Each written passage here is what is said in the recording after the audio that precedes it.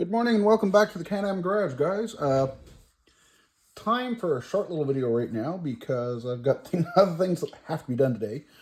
What I've done, as you can see, is I've started getting the parts out ready for individual parts prep. I know we've sort of touched on that before, but what I'm doing now, as you can see, is the gauge binnacle and the actual instrument panel were two separate pieces, so I'm joining together what I can. This means going through the instructions, paying close attention to what I can do.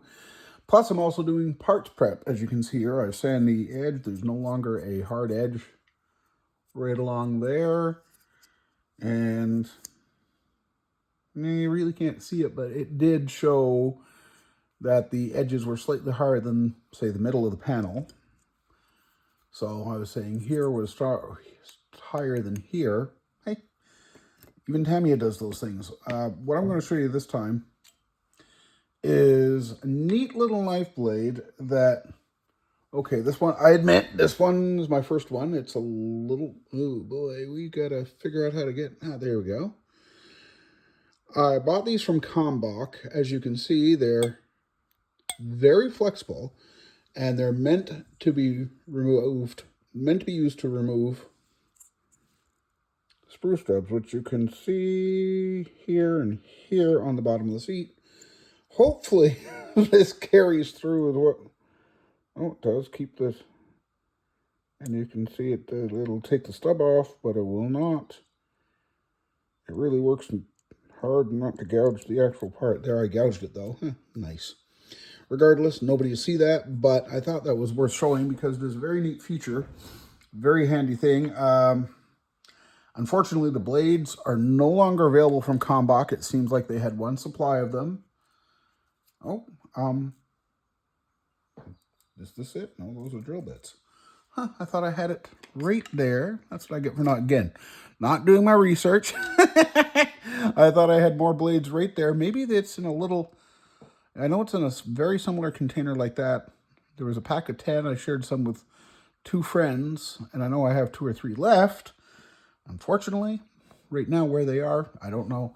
What matters, the blade itself is actually still got quite a bit of time left in it.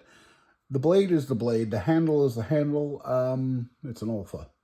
Yeah, so if anybody's looking for this, it is the Olfa art knife, as you can see here.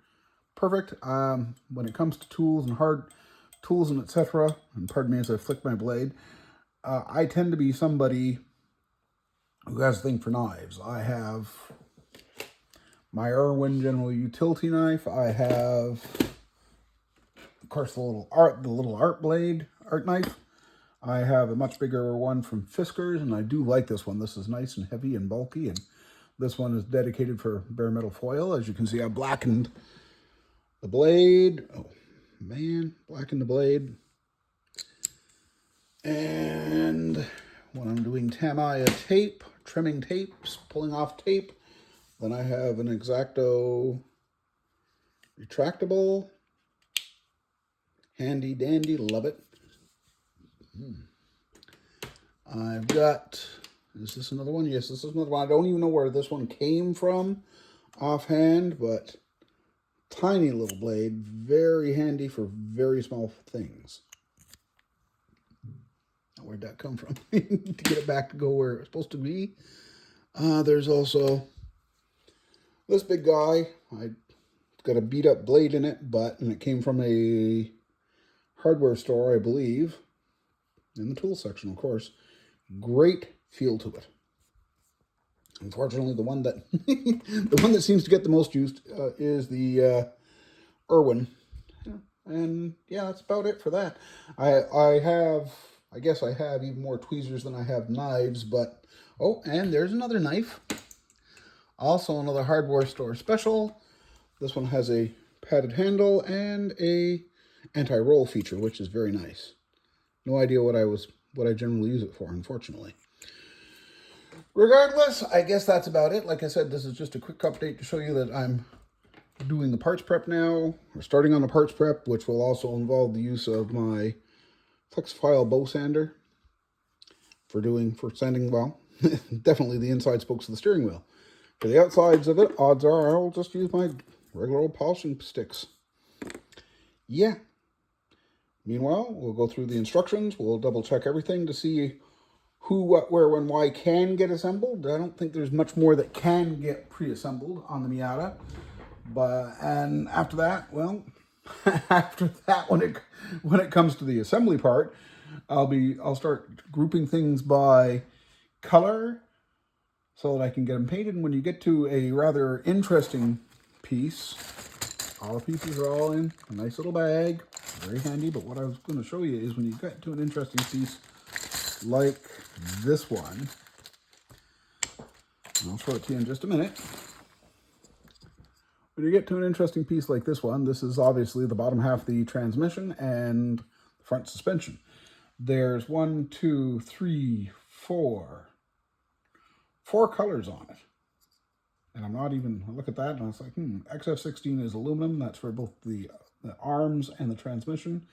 Most of this is X1, except this inner panel with the flare around it. The flanges, it says it's X. Oh, TS30. Okay, so it's silver. All right, that's cool.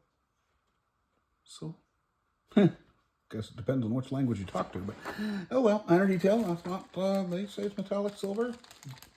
I've got that, and I can airbrush that, and I generally start when doing stuff like this, I will airbrush the color, the lightest color. In this case, it might be aluminum, might be the metallic silver. Probably going to do with the metallic silver, let's put it that way. Simply because, well, I have it. I have a bottle of it that is meant to be a bottle of their lacquer, bottle paint, and that's the easiest thing to airbrush. We'll get along with that. I don't know if you can see him, but Grom has just joined me here at the bench. He's sitting on my lap, being all cute and cuddly, but hey, it is what it is. Don't get into trouble, buddy. Yeah. Maybe that's what I'll do while I have a few spare minutes, is go through everything and having a better idea of what's going to be what. Anyway, I'm just babbling at this point, guys. We'll catch you later. Thanks for watching, and we'll catch you later here at the Can-Am Garage. To you.